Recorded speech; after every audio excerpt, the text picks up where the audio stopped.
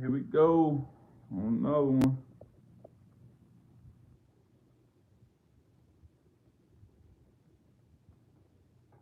Tapping in.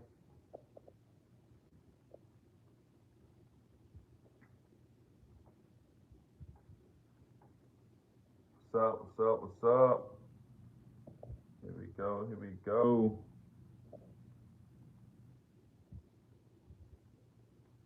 Going live for y'all on the YouTube.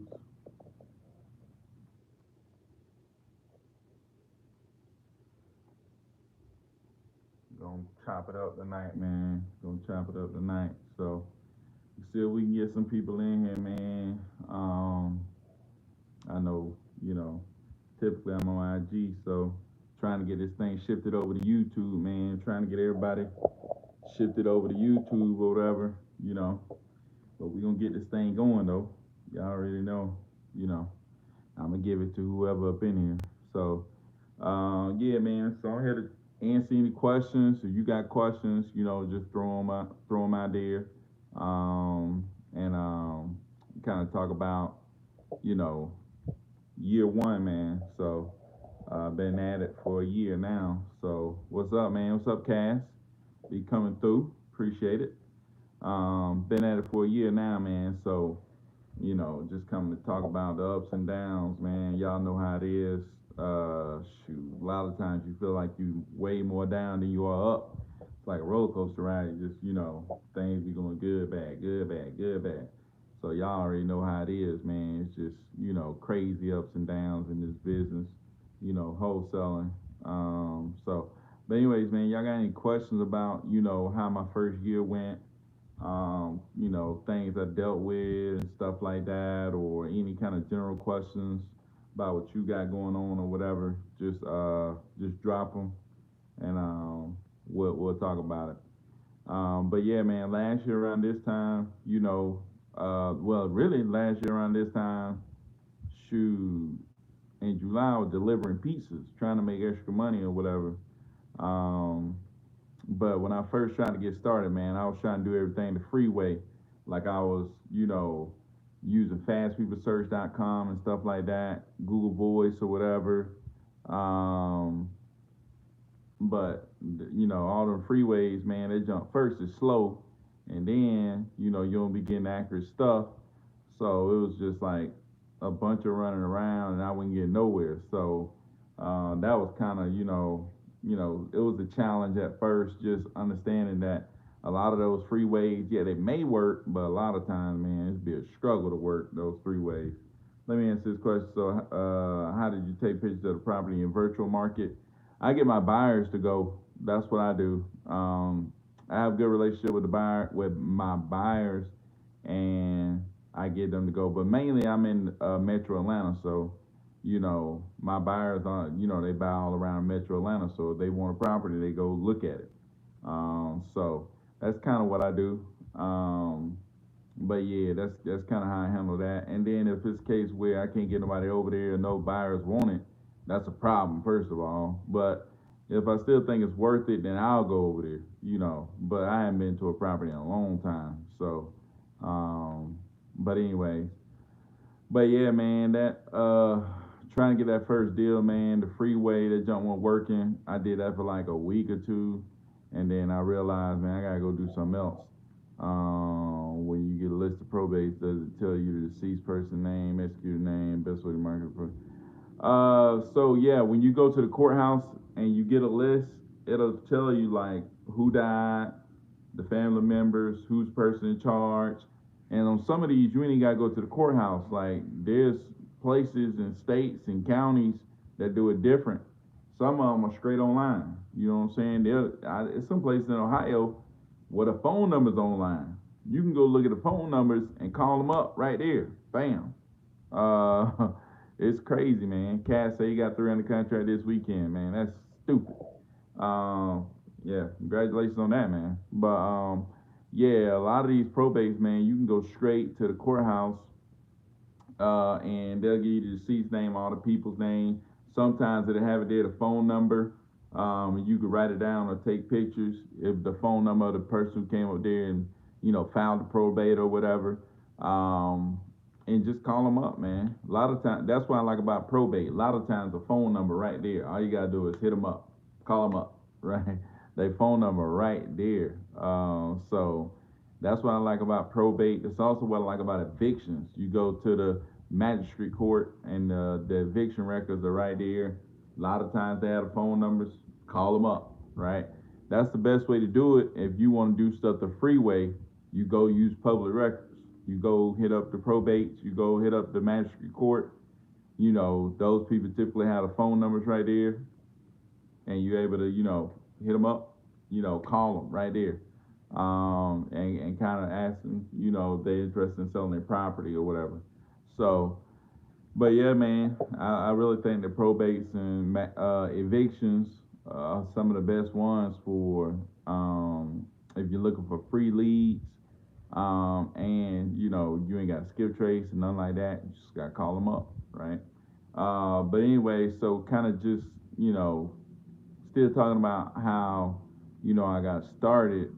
I finally figured out that you got to pay. Like, you got to pay to get leads in this industry, right? You got to pay. You got to pay something, or you got to hustle. Like, you got to go down to the probate. You got to go down to the magistrate court. You got to go, hit the streets. You know what I'm saying?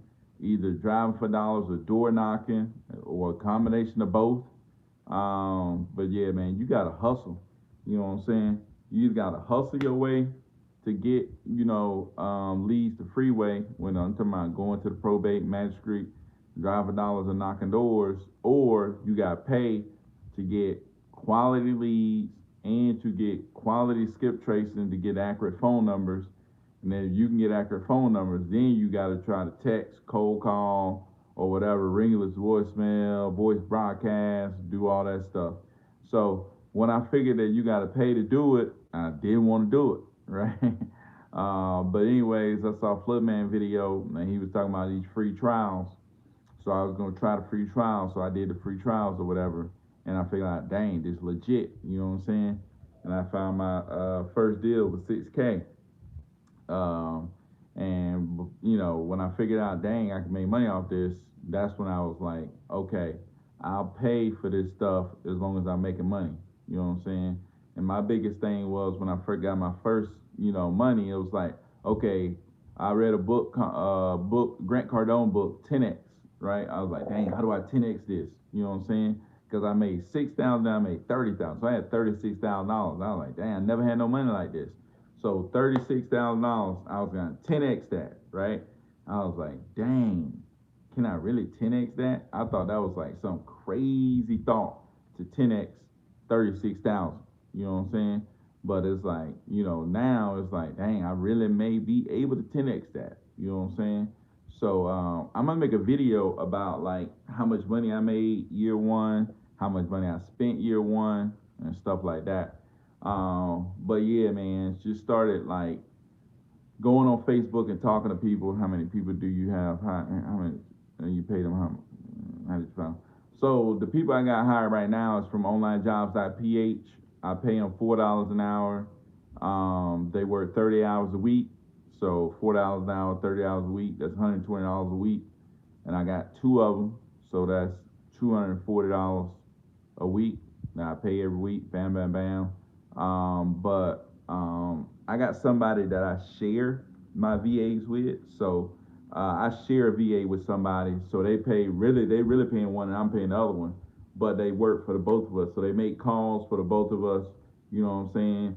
And they handle tasks for the both of us. So kind of work out really good. I always say, hey, team up with somebody, you know what I'm saying? And kind of work with each other. And they usually work out best. But yeah, man, at first, man, I found my buyers on Facebook. That's where I found my first buyers on Facebook. Yo, what's up, Fred? What's up, man? So I found my first buyers on Facebook, and I came to them with a property. And typically, like, if you come to somebody and just talking, they ain't gonna listen to you. But if you start coming to people with properties, they're like, oh shoot, this person coming with properties. And you come with a deal, you like they ready to go. So I got somebody out there quick, because I had a deal. And then on that 30K deal, that's when I got my real buyers. It was like it was a good deal in a good area, and then bam, them buyers start coming. They start coming, coming, coming. I had people hit me up like months later. It's like, hey, you still got that deal? I'm like, nah, dude, I ain't got that deal. Everybody was hearing about that deal. You know what I'm saying? And I ended up making 30K. I should have made like 70K off that deal. Um, but on that deal, man, I learned like the buyer tried to squeeze me because he figured I was making 30. Because he asked me how much I had in a contract for. I was like, I just told him, right? I didn't care because I knew I had plenty of people who wanted the property. So he was like, you can't do it. You can make $20,000 or whatever. And I was like, dude, look, if you don't want to buy it at this price, I got plenty of other people behind you waiting to buy it. And he was like, oh no, no, no, no, no, no, no, no. So he was like, no, I'm gonna go ahead and go through with it. But yeah, man, the buyer tried to squeeze me, and that's why, like now, I don't talk to the buyer about how much I got in the contract for. It's like, dude, you gonna buy it or you not gonna buy it, But yeah, I double closed that deal. On the 6K deal, I actually did an assignment on that one because that was just the easiest way to do it. And then the buyer was really cool, so I had knew some people that he knew, and he was really cool. So 6K deal went straight through, and then the next few deals, I was able to do off like when I had that 30K deal, I had told a lot of buyers like, oh, it's gone, it's gone, it's gone. Well, they was like, hey, let me know you get more stuff. Well, I started sending them stuff, and then when I started sending them stuff, bam, I got my next few deals. But my next few deals was really, really small because I had low expectations. So I would let them get the deal, and I would charge them like a 3K assignment fee, 4K assignment fee, whatever I can get, like these little assignment fees I would charge out. You know what I'm saying? I was getting deals, but it was little bitty deals, right? Little bitty assignment fees, because I really didn't have no standards or anything like that. And when I first started, man, I was putting everything on a spreadsheet. So I was calling people, they was interested. I put them on a Google spreadsheet. So I had a spreadsheet. It's crazy now that I think about it. I had a spreadsheet of all these leads, and I put on there when I followed up with them or whatever. And then I had hired a VA to make calls while I was at school, and she was calling them, and she would update the spreadsheet, whatever. But looking back at it, man, that was crazy. I even did a couple of deals off off keeping up with it on spreadsheets. It was crazy, man. But yeah, so I had on spreadsheets, had one cold call. My first cold call I hired off onlinejobs.ph for $2 an hour, right? $2 an hour, 15 hours a week. So I was paying $30 a week for a cold caller, right? And she was keeping up, my leads or whatever. That was really good for me at that time. You know what I'm saying? And I was making like around, I was making close to 10K a month, like 8 to 10K a month is what I was making. You know what I'm saying? I was like, shoot, if I can keep this up, 10K a month, I'm end up making, $120,000 in a year. So I was jacked up, man. You know what I'm saying? That first year, I was like, dang, 10K a month, being close to 10K a month, like, dang, this is crazy. So I kept going. I was like, I was just like, okay. Then when January came around, I ain't do no deals, none, zero. I did zero in January. It was like, man, that was crazy. I was like, shoot, this junk just dried up. And then in February, I did one deal. It was a 4K deal. I did a 4K deal in February. And then in March, I did like an 8K deal. That was it. And then in April, that's when I started like, so I realized I was like, dang. I was like, shoot, man, I need to get back on my grind because like I had VAs doing stuff and stuff. I was like, shoot. I got back on the phone. I started calling people. I started calling sellers. I started calling buyers. I started calling everybody, right? What's up? What's up? What's up? Hit me up with any questions y'all got. I started calling everybody, you know what I'm saying? And just talking to people. I just started talking to all kind of people. I started talking to all these sellers. I would get off work, come home, go in the room, get on a dollar, and just be calling people, talking to people. And then when I couldn't call on the dollar no more, I would go, What's up, man? What's up? What's up? What's up? What's up, Charles? After I couldn't, once the time was up on the dollar, like 8, I would go and jump on, on Google and start calling realtors, right? I would start calling realtors, people on prop screen. I was skip tracing buyers and calling up buyers. I was calling everybody and just talking to people. And I would stay on like the phone with like potential buyers from like 8 to 10. Whoever would talk to me, I was just calling up people and talking to people, just talking, talking, talking. But that's how I found more and better buyers that way. You know what I'm saying? Just talking to so many people. And then that's when, I found better buyers. I started getting on that phone and hitting people up. And then that's when I was able to start putting together more deals. And then I started thinking like, dang, how have I been doing deals in the past? What's up? What's up, Tim? I was like, dang, how have I been doing deals in the past? So starting out, how many text messages were you sending out? Man, I was sending out very little text messages. So another thing at the beginning, man, I was texting, right? I wasn't doing no cold call. I was texting. I was like, dang, texting ain't working. So I cut texting off, and I'll just be cold call. I'm like, dang, cold call ain't working. I start back texting. I get a deal with texting. I cut cold calling off, and then I was like, dang, texting ain't working. So I cold call, get a deal cold calling, cut texting off. It's like, dude, I never stayed consistent with one thing. That's another thing. It's like, so I got to a point I was like, dude, I'm just gonna do both of these and I'm not gonna stop, right? I'm just gonna keep doing both of them and I ain't gonna stop. I'm just gonna keep them going no matter what, right? So I had to make a commitment. That's one big thing, man. You gotta go all in. You gotta commit. You know what I'm saying, to whatever you're gonna be doing. So got to send out a lot of texts these days for show. Yeah, no doubt. These days send out a lot of texts for show, but like then, dude, I don't know. I was sending out a low number of text messages, like 200 a day or something like that.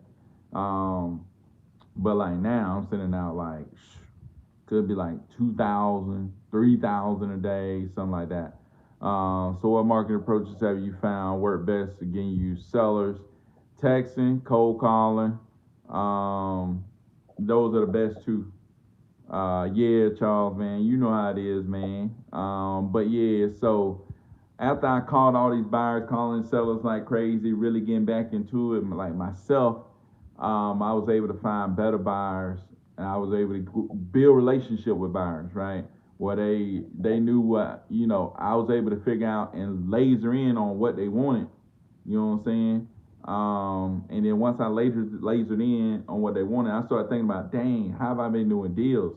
And I was thinking, I was doing deals because I was able to find the buyer, and the buyer told me what they wanted, and I was able to go and find that property, right? Whether it was already in my database or whether the property was out there somewhere, I realized that, hey, I was getting deals because I was finding buyers. I was getting deals because I was finding buyers. Didn't necessarily finding the sellers. The sellers were already in my database. Like the sellers was already on my spreadsheet. Like there was property sitting on my spreadsheet from August to January that I hadn't sold, right? And I only sold it because I found buyers that would buy those properties, right?